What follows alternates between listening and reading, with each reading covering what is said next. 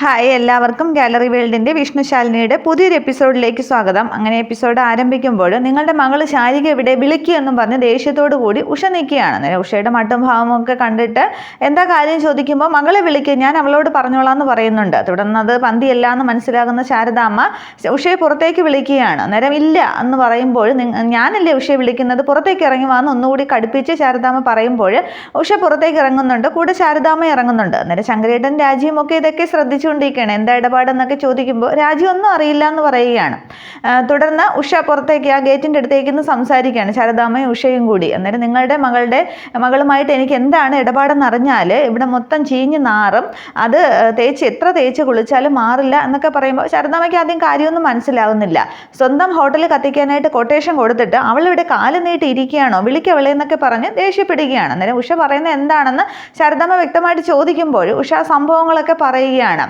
ഇവിടുത്തെ ഹൃദയശ്രീ ഹോട്ടൽ, ആ കത്തി നിൽക്കുന്ന ഹോട്ടൽ കണ്ടോ, അത് കത്തിക്കാനായിട്ട് കൊട്ടേഷൻ കൊടുത്തത് എൻ്റെ അനിയൻ മധുവിന് കൊട്ടേഷൻ കൊടുത്തത് ബാലചന്ദ്രനാണ് കൊടുത്തത്. ഇപ്പോൾ കാശ് ചോദിക്കാനായിട്ട് ഞാൻ ചെന്നപ്പോൾ അവന് യാതൊരു ബന്ധവുമില്ല. എൻ്റെ അനിയൻ്റെ ദേഹത്തേക്ക് നിങ്ങളുടെ മകൾ ശാരികയാണെങ്കിൽ കത്തുന്ന ഒരു ഓല മടൽ അന്ന് രാത്രി എടുത്ത് എറിഞ്ഞായിരുന്നു. അപ്പോൾ അവൻ്റെ കയ്യിലുണ്ടാകുന്ന പെട്രോൾ ക്യാൻ അങ്ങ് മുകളിലേക്ക് വീഴുകയും അവൻ്റെ തീ അങ്ങ് കത്തിപ്പിടിക്കുകയും ദേഹം മാസകലം പൊള്ളലേൽക്കുകയും ചെയ്തു. മെഡിക്കൽ കോളേജിൽ അഡ്മിറ്റാണ്. എൻ്റെ പണി കളഞ്ഞാണ് ഞാനിപ്പോൾ അവനെ നോക്കുന്നത്. അവിടേക്ക് ഒരു പട്ടിക്കുഞ്ഞു പോലും തിരിഞ്ഞു നോക്കിയില്ല. കാശിനായിട്ട് ഞാൻ ബാലചന്ദ്രൻ്റെ അടുത്ത് ചെന്നപ്പോൾ ശാരികയുടെ കയ്യിൽ നിന്ന് വാങ്ങിച്ചു എന്നാണ് പറഞ്ഞത് എന്ന് പറയുമ്പോൾ ഇതൊക്കെ കേട്ട് ശാരദാമ്മ ആകെ ഷോക്കായിട്ട്, ശാരദാമ്മയ്ക്ക് അറ്റാക്ക് വരുന്നത് പോലെയൊക്കെ തോന്നുന്നുണ്ട്. ശരീരമൊക്കെ അങ്ങ് തളരുകയാണ്. ആ ഗേറ്റിൽ പിടിച്ചങ്ങ് നിൽക്കുകയാണ്. തുടർന്ന് ശാരദാമ്മ ഓർക്കുന്നുണ്ട് അന്ന് ഹോട്ടൽ കത്തിയ ശേഷം ബാലചന്ദ്രൻ അവിടെ വന്ന് വെല്ലുവിളിച്ചതും ശങ്കരേട്ടനെ തല്ലിയലും, പിന്നീട് അതിന് മുന്നേ തലേദിവസം രാത്രി ശാരിക കത്തുന്ന ഹോട്ടലിൽ നിന്നും ഇറങ്ങി വന്നിട്ട് നിങ്ങളല്ലേ കത്തിച്ചത് എന്നൊക്കെ ചോദിക്കുന്നതും, പിന്നീട് പോലീസിനോട് ഇവരാണ് കത്തിച്ചത്, ബാക്കി എല്ലാവരും ഓടിപ്പോയി, ഞാൻ വ്യക്തമായിട്ട് കണ്ടതാണ് എന്നൊക്കെ പറഞ്ഞതൊക്കെ ഓർത്ത് ശാരദാമ്മയ്ക്ക് അങ്ങ് സങ്കടവും വരുന്നുണ്ട്. ആകെ അന്തം വിട്ട് നിൽക്കുകയാണ്. അന്നേരം ശാരദാമ്മ അങ്ങ് വീർത്ത് കുളിച്ച് നിൽക്കുകയാണ്. എനിക്ക് കാശ്, നിങ്ങളെ മകള് ഇങ്ങോട്ട് വിളിക്കുക, എനിക്ക് അവളോട് 2 വർത്തമാനം പറയണം. എൻ്റെ അനിയന് ഇനി കൂടുതൽ കാലം ഇപ്പോഴൊന്നും ജോലി ചെയ്ത് കുടുംബം പോറ്റാനായിട്ട് പറ്റില്ല. അവളെ എനിക്കൊന്ന് കാണണം, 4 ചീത്ത പറയണം. എന്നെ മാത്രമല്ല നിങ്ങളെ കൂടിയാണ്, പെറ്റ അമ്മയെ കൂടിയാണ് ചതിച്ചത്, അവളെ കാണണമെന്നും പറഞ്ഞ് ശാരദാമ്മയുടെ വീട്ടിനകത്തേക്ക് കയറാൻ തുടങ്ങുമ്പോൾ നിൽക്കുകയെന്നും പറഞ്ഞ് പിടിച്ചു നിർത്തുകയാണ്. പിന്നെ എൻ്റെ മകളെ നാട്ടുകാരുടെ മുമ്പിൽ വെച്ച് മാനം കെടുത്തിയത് കൊണ്ടോ ചീത്ത പറഞ്ഞത് കൊണ്ടോ മധുവിൻ്റെ അസുഖം മാറുമോ, ചികിത്സ നടക്കുമോ, പിന്നെ കുടുംബം കഴിയുമോ, അതൊന്നും പറ്റില്ലല്ലോ. നിങ്ങൾക്ക് വേണ്ടത് കാശല്ലേ, അത് ഞാൻ തരാമെന്ന് പറയുകയാണ്. നിൽക്കിയെന്ന് പറഞ്ഞിട്ട് ശാരദാമ്മ ഹോട്ടലിനകത്തേക്ക് കയറുന്നുണ്ട്. തുടർന്ന് ആ ക്യാഷ് കൗണ്ടറിൽ നിന്നും മേശയിൽ നിന്നും ഡ്രായിൽ നിന്നും ക്യാഷ് എടുക്കുകയാണ്. ഉള്ളത് മുഴുവൻ എടുക്കുകയാണ്. അന്നേരം ആർക്ക് കൊടുക്കാനാണ് ക്യാഷ് എന്ന് രാജി ചോദിക്കുമ്പോൾ പിന്നെ ഉഷയുടെ അനിയന് പൊള്ളലേറ്റോ എന്തോ ആശുപത്രിയിലാണ്, നമ്മളെ കൊണ്ട് ചെയ്യാൻ പറ്റുന്നത് ചെയ്യണ്ടേ എന്ന് പറഞ്ഞിട്ട് വേറെ ആർക്കും മുഖം കൊടുക്കാതെ ശാരദാമ്മ ക്യാഷുമായിട്ട് പുറത്തേക്ക് ഇറങ്ങുകയാണ്. അതേസമയം ശങ്കരേട്ടൻ ചോദിക്കുന്നുണ്ട്, ഉഷയുടെ അനിയൻ എന്ന് പറയുമ്പോൾ പാഷാണം മധുവല്ലേ, കൊട്ടേഷനൊക്കെ പോകുന്നവനല്ലേ, അവൻ എങ്ങനെയാണ് പൊള്ളലേറ്റതെന്ന് ചോദിക്കുമ്പോൾ എനിക്കറിയില്ല എന്ന് പറഞ്ഞ് രാജിയും കൂടി പുറത്തേക്ക് ഇറങ്ങുന്നുണ്ട്. തുടർന്ന് ശാരദാമ്മ ക്യാഷ് കൊണ്ടുവന്ന് ഉഷയ്ക്ക് കൊടുക്കുമ്പോൾ അത് എണ്ണി നോക്കിയിട്ട് ഇത് 4000 അല്ലേ ഉള്ളൂ, 4000-അടുത്തല്ലേ ഉള്ളൂ ചോദിക്കുമ്പോൾ ഇത് മൊത്തം അവിടെ നിന്നും ഹോട്ടലിൽ നിന്ന് മൊത്തം എടുത്തതാണ്, നാളത്തേക്ക് പാലും പലവഞ്ഞനവും എല്ലാം വാങ്ങിക്കാനായിട്ട് ഇനി ആരുടെയും മുമ്പിൽ കൈ നീട്ടണം, എത്രയാണെന്ന് വെച്ചാൽ പറഞ്ഞാൽ മതി, ഞാൻ എത്തിച്ചോളാം എന്ന് പറയുകയാണ്. തുടർന്ന് പിന്നെ ദേഷ്യത്തോടെ തന്നെ ഉഷ ചോദിക്കുന്നുണ്ട്, ആ ശാരിക നിങ്ങൾക്കുണ്ടായ മോള് തന്നെയാണോ, ആശുപത്രിയിൽ വെച്ച് കുഞ്ഞൊന്നും മാറിപ്പോയില്ലല്ലോ എന്നൊക്കെ ചോദിക്കുന്നുണ്ട്. തുടർന്ന് ഉഷയോട് ഉഷ എനിക്കൊരു സഹായം കൂടി ചെയ്യണം, ഇത് മൂന്നാമതൊരാൾ അറിയാൻ പാടില്ല, ഹോട്ടലിൽ കത്തിച്ചതിൽ ശാരികയ്ക്ക് കൂടി മനസ്സറിവുണ്ട് എന്ന് മറ്റൊരാൾ കൂടി മൂന്നാമതൊരാൾ അറിയാൻ പാടില്ല എന്ന് പറയുമ്പോൾ ഇത് രാജി കേൾക്കുകയാണ്. രാജിയും ഇത് കേട്ട് ആകെ അങ്ങ് അന്തം വിട്ട് നിൽക്കുന്നുണ്ട്. തുടർന്ന് നിങ്ങളുടെ മകൾ തന്നെയാണോ എന്നൊക്കെ ചോദിച്ച് ഞാൻ ഇടയ്ക്കിടയ്ക്ക് വരാം, ഇനിയും കാശ് വേണ്ടി വരും എന്നൊക്കെ പറഞ്ഞ പൈസയെ എണ്ണി ഉഷ അങ്ങ് പോകുന്നുണ്ട്. തുടർന്ന് ശാരദാമ്മ ഇങ്ങനെ ആകെ തളർന്ന് വീർത്ത് ഇങ്ങനെ ഗേറ്റിലേക്ക് പിടിച്ചു നിൽക്കുമ്പോൾ രാജി വന്ന് ചോദിക്കുന്നുണ്ട്, മൂന്നാമതൊരാളെ അറിയാതെ എന്തിനാ മൂടി വയ്ക്കുന്നത് ശാരദാമ്മയെ ചോദിക്കുമ്പോൾ അസുഖം തൊണ്ടയിലാണ്, അത് നുണഞ്ഞിറങ്ങിയേ പറ്റൂ, വേറെ ഒരു നിവൃത്തിയില്ല എന്ന് പറഞ്ഞിട്ട് ശാരദാമ്മ അങ്ങ് ഹോട്ടലിനകത്തേക്ക് കയറി പോകുന്നുണ്ട്. തുടർന്ന് ശാരദാമ്മ ആകെ വിഷമിച്ച് ഹോട്ടലിനകത്ത് കയറിയിരിക്കുന്നുണ്ട്. രാജി ചിന്തിക്കുകയാണ്, ഇതുപോലെ ഒരു അമ്മയെ കിട്ടാനായിട്ട് പുണ്യം ചെയ്യണം, എന്നിട്ട് ഈ ശാരിക ഇതൊന്നും അറിയുന്നില്ലല്ലോ, വണ്ടിക്കാളെ പോലെ ശാരദാമ്മ ഇനിയും പണിയെടുക്കണം, ആർക്കെന്ത് പ്രയോജനം എന്ന് പറഞ്ഞ് രാജിയും വിഷമിച്ച് നിൽക്കുന്നുണ്ട്. തുടർന്ന് ഉഷ വന്ന് പറഞ്ഞ കാര്യങ്ങളൊക്കെ ശാരദാമ്മ ഓർക്കുന്നുണ്ട്. അവളുടെ മനസ്സറിവുകളെയാണ് ബാലചന്ദ്രൻ ഹോട്ടലിൽ കത്തിക്കാൻ കൊട്ടേഷൻ കൊടുത്തത്, പിന്നെ എന്തിനാണ് അവൾ എൻ്റെ അനിയൻ മധുവിൻ്റെ നേരെ അങ്ങോട്ട് ഓലമടൽ വലിച്ചെറിയുന്നത്, അവൾ തകർത്തങ്ങ് അഭിനയിക്കുകയായിരുന്നല്ലേ എന്നൊക്കെ ഉഷ പറഞ്ഞതങ്ങ് ഓർത്ത് ശാരദാമ്മയെ വിഷമിച്ചിരിക്കുകയാണ്.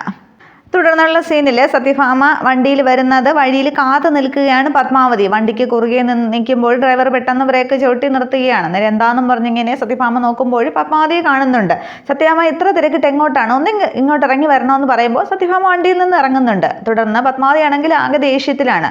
നിങ്ങളുടെ മടിക്കുത്തിൽ നിന്നും ആ സുസ്മിത ഇങ്ങോട്ട് പുറത്തേക്ക് ഇറങ്ങി വിടണം, നിങ്ങൾ എന്തിനാണ് അവളെ വീട്ടിൽ കയറ്റി താമസിപ്പിച്ചിരിക്കുന്നതെന്ന് ചോദിക്കുമ്പോൾ ഇതിൻ്റെ സാഹചര്യം പത്മാവതി മനസ്സിലാക്കണം എന്ന് പറയുമ്പോൾ എന്തോന്ന് സാഹചര്യം എന്നും പറഞ്ഞ് വീണ്ടും പത്മാവതി ദേഷ്യപ്പെടുകയാണ്. അന്നേരം സത്യഭാമ നയത്തിൽ കാര്യങ്ങൾ പറയുന്നുണ്ട്.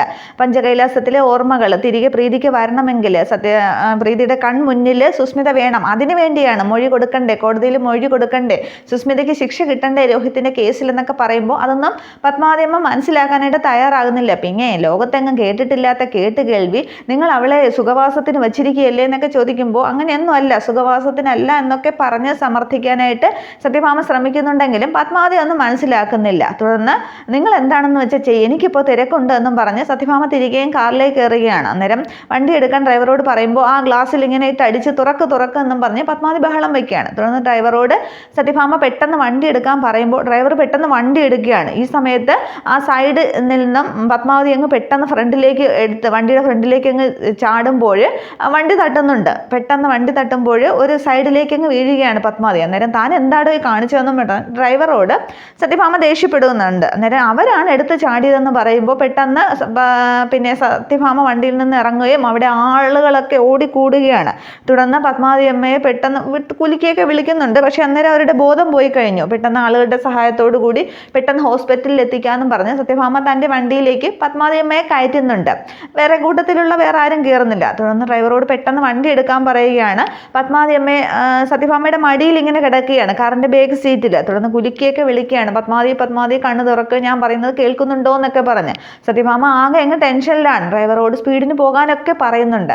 തുടർന്ന് കാറിൽ നിന്നും ആ കുപ്പിവെള്ളം എടുത്ത് പത്മാവതി അമ്മയുടെ മുഖത്തേക്ക് തളിച്ചിട്ടും കുലുക്കി വിളിക്കുമ്പോൾ കുറച്ച് നേരം കഴിയുമ്പോഴത്തേക്ക് പത്മാവതി ഇങ്ങനെ കണ്ണ് തുറക്കുകയാണ്. അന്നേരം നമ്മളിപ്പോൾ ഹോസ്പിറ്റലിൽ എത്തിക്കും, പേടിക്കണ്ട എന്നൊക്കെ സത്യഭാമ പറയുന്നുണ്ട്. അന്നേരം ഹോസ്പിറ്റലിലേക്കൊന്നും പോകേണ്ട സത്യഭാമ, അതുവരെ ഞാൻ കാക്കില്ല, എനിക്ക് എൻ്റെ മകൻ രോഹിത്തിനെ കാണണം, അവനോട് ചില കാര്യങ്ങൾ പറയാനുണ്ട് എന്ന് പറയുകയാണ്. അന്നേരം ഒന്നും സംഭവിക്കില്ല, രോഹിത്തിനെ വിളിക്കാം, അവൻ ഹോസ്പിറ്റലിലേക്ക് വരും എന്നൊക്കെ പറഞ്ഞ് സത്യഭാമ സമാധാനപ്പെടുത്തുന്നുണ്ടെങ്കിലും പത്മാവതി പറയുകയാണ്, ഇല്ല, അതിനുള്ള സമയമൊന്നുമില്ല, മോഹനേട്ടൻ പോയപ്പോഴേ മോഹനേട്ടൻ്റെ കൂടെ പോകണമെന്ന് ഞാൻ കരുതിയതാണ്, രോഹിത്തിന് വേണ്ടിയാണ് ഞാൻ ജീവിച്ചത്, രണ്ടുപേർക്കും ഞാനില്ലാതെ പറ്റില്ല, മോഹനേട്ടനാണെങ്കിൽ ഒരിക്കലും ഒരു കാര്യം ഒറ്റയ്ക്ക് ചെയ്യാൻ പറ്റില്ല, പക്ഷെ എൻ്റെ മോൻ ഒറ്റയ്ക്കായി പോകും, അങ്ങനെ ഒരു ചിന്ത മാത്രമേ എനിക്കുള്ളൂ. പിന്നെ അത് സത്യാമ്മ എനിക്കൊരു വാക്ക് തരണം, എനിക്ക് എന്തെങ്കിലും സംഭവിച്ചാൽ സ്വന്തം മകൻ്റെ അമ്മയുടെ സ്ഥാനത്ത് നിന്ന് എൻ്റെ മകനെ നോക്കിക്കോളാമെന്ന് വാക്ക് തരണം സത്യാമ്മയെന്നും പറഞ്ഞ് ഇങ്ങനെ കൈ നീട്ടുകയാണ്. അന്നേരം സത്യഭാമ ഒന്നും ആലോചിച്ച ശേഷം ആ കയ്യിലേക്ക് ഇങ്ങനെ സത്യം ഞാൻ വാക്ക് കൊടുക്കുകയാണ്, നോക്കിക്കോളാമെന്ന്. തുടർന്നും പത്മാവതിയമ്മ പറയുന്നുണ്ട്, ആ സുസ്മിത ഞങ്ങളുടെ ജീവിതത്തിലേക്ക് വരുന്നത് വരെ ഞങ്ങൾ വളരെ സന്തോഷമായിട്ടാണ് കഴിഞ്ഞത്, പക്ഷേ അവൻ ഇഷ്ടപ്പെട്ട പെണ്ണിനെ തന്നെ അവന് വിവാഹം കഴിച്ചു കൊടുത്തു, പക്ഷെ അവന് നല്ലൊരു കുടുംബജീവിതം ഉണ്ടായില്ല, അവനെ അവളുടെ വിവാഹബന്ധം അങ്ങ് വേർപെടുത്താൻ പറയണം, എന്നിട്ട് വേറൊരു പെണ്ണുമായിട്ട് നല്ലൊരു കുടുംബജീവിതം അവന് ഉണ്ടാക്കി കൊടുക്കണം, അവന് വേറെ ആരുമില്ല, കൂട്ടുകാരോ ബന്ധുക്കളോ ആരുമില്ല, സത്യമ്മ മകനെ പോലെ നോക്കണം, പിന്നെ സുസ്മിതയ്ക്ക് അവൾക്ക് പരമാവധി ശിക്ഷ വാങ്ങിച്ചു കൊടുക്കണം, ആ താടകയെ വെറുതെ വിടല്, ആ ഒരു വാക്ക് കൂടി സത്യാമ്മ എനിക്ക് തരണമെന്നും പറഞ്ഞ് വീണ്ടും ഇങ്ങനെ കൈ നീട്ടുകയാണ്. അന്നേരം അതും വാക്ക് കൊടുക്കുകയാണ് സത്യഭാമ. ഒന്നും സംഭവിക്കില്ല എന്നൊക്കെ പറയുന്നുണ്ട്. പക്ഷേ അത് കഴിയുമ്പോൾ പത്മാവതി അങ്ങ് പെട്ടെന്ന് മയക്കമല്ല, അവിടെ മരണം സംഭവിക്കുകയാണെന്ന് തോന്നുന്നു. സുസ്മിതയെ വെറുതെ വിടരുത് എന്നിങ്ങനെ 2-3 വട്ടം ഇല്ല പിച്ചുമ്പേയും പറയുന്ന പോലെ പറഞ്ഞിട്ട് അങ്ങ് കണ്ണടയുകയാണ്. അന്നേരം പത്മാവതി എന്ന് സത്യഭാമ വിളിക്കുന്നുണ്ട്. പക്ഷേ പത്മാവതി അമ്മ അവിടെ മരണപ്പെട്ട് കഴിയുകയാണ്, അങ്ങനെയാണെന്ന് തോന്നുന്നു, ഓർമ്മയില്ല, അതേ പോവുകയാണ്. മരണം തന്നെ ഇവിടെ സംഭവിക്കും. ഇനി എന്താണ് എന്നുള്ളതൊക്കെ ഹോസ്പിറ്റലിൽ എത്തുമ്പോഴേക്കും മരിച്ചു എന്നായിരിക്കും സ്ഥിരീകരിക്കാൻ പോകുന്നത്. അത്രയും ആകുമ്പോൾ എപ്പിസോഡ് അവസാനിക്കുകയാണ്. ഇത്രയുമാണ് പുതിയ വിശേഷങ്ങൾ. ഇനി എന്താണെന്ന് അടുത്ത എപ്പിസോഡിൽ നോക്കാം. Okay, thank you.